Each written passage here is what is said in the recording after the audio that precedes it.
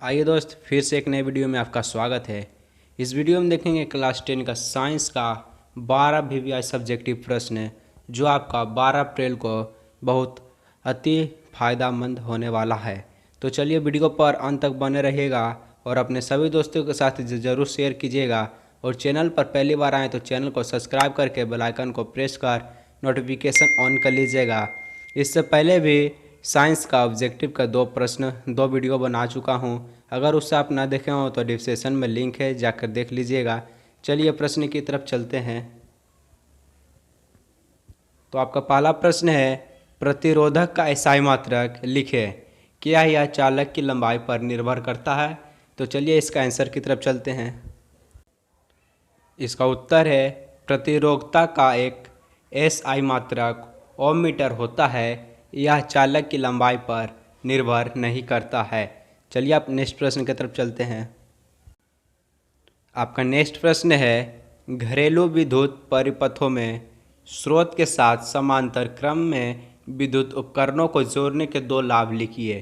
तो चलिए इसका आंसर की तरफ चलते हैं। और इस वीडियो का हर एक प्रश्न आप पूरी अच्छी तरह से देखिए और याद जरूर कीजिएगा, क्योंकि आपका एग्ज़ाम के लिए बहुत महत्वपूर्ण है। चलिए इसका अब उत्तर की तरफ चलते हैं। इसका उत्तर है, समांतर क्रम में जोड़ने के दो लाभ निम्नलिखित है। पहला है, प्रत्येक उपकरण को पूर्ण बैटरी वोल्टेज मिलता है। दूसरा, एक उपकरण बंद अथवा खराब होने पर भी अन्य उपकरण प्रभावित नहीं होता है। चलिए अब नेक्स्ट प्रश्न की तरफ चलते हैं। आपका नेक्स्ट प्रश्न है 3 नंबर, दो ऐसे धातु का नाम बताइए जिसे हथेली पर रखते ही वह पिघल जाता है। तो इसका उत्तर होगा आपका गैलियम और सीजियम। चलिए नेक्स्ट प्रश्न है आपका 4 नंबर। 4 नंबर का प्रश्न है, निम्नलिखित में से कौन कौन से यौगिक संकलन अभिक्रिया दर्शाते हैं? तो चलिए इसका उत्तर देखते हैं। इसका उत्तर होगा C3H6 तथा C2H2 संकलन अभिक्रिया दर्शाएंगे, क्योंकि संकलन अभिक्रिया एक ऐसा अभिक्रिया है जिसमें असंतृप्त हाइड्रोकार्बन किसी उत्प्रेरक की उपस्थिति में संतृप्त हाइड्रोकार्बन यानी कि एल्कीन का निर्माण करता है। चलिए 5 नंबर का प्रश्न है। 5 नंबर का प्रश्न है, जीवों में पाए जाने वाले विभिन्नता क्या लाभ है? इसका उत्तर है, जैव विविधता पारितंत्र को स्थिरता प्रदान कर पारिस्थितिक संतुलन को बरकरार रखती है। पौधे तथा जंतु एक दूसरे से खाद्य श्रृंखला तथा खाद्य जाल द्वारा जुड़े होते हैं। एक प्रजाति की विलुप्त दूसरे के जीवन को प्रभावित करती है। आपका नेक्स्ट प्रश्न है 6 नंबर, संवृत्ति अंग किसे कहते हैं? इसका उत्तर है, ऐसे अंग जो संरचना में तो अलग अलग होते हैं पर उनका कार्य एक ही होता है, उसे संवृत्ति अंग कहते हैं। जैसे पक्षी के पंख और कीट के पंख। इस वीडियो का हर एक प्रश्न आप अच्छी तरह से देखिएगा और याद भी ज़रूर कीजिएगा। आपका नेक्स्ट प्रश्न है 7 नंबर, आप अपने व्यवहार का एक उदाहरण दें जो यह बताते हैं कि आप पर्यावरण का मित्र हैं। इसका उत्तर है, मैं बाजार जाते समय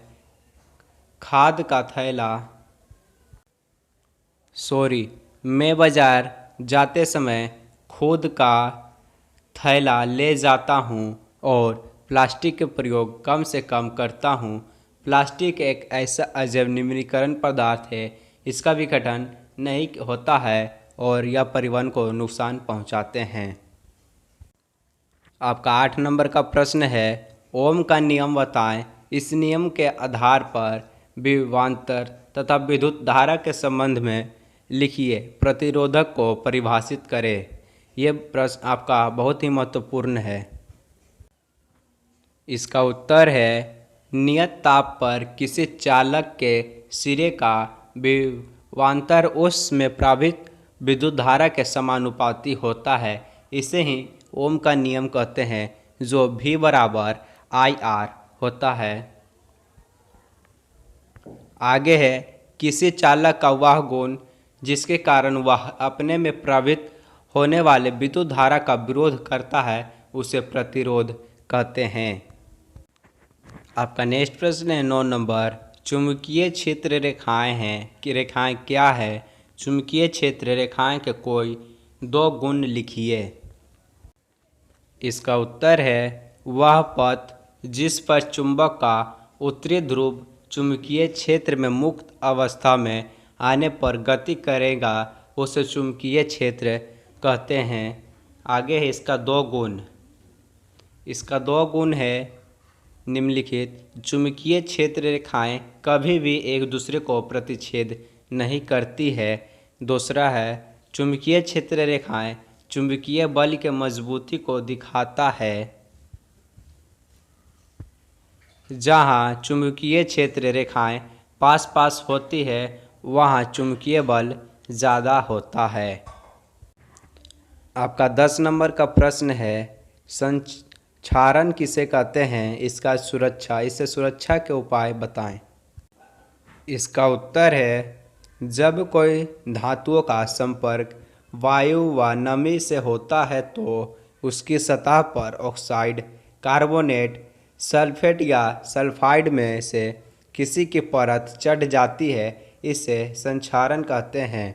पेंट या ग्रीस लगाकर हम संक्षारणों सुरक्षा कर पाते हैं। आपका नेक्स्ट प्रश्न है 11 नंबर, संतृप्त और असंतृप्त हाइड्रोकार्बन में अंतर स्पष्ट करें। चलिए इसका उत्तर देखते हैं।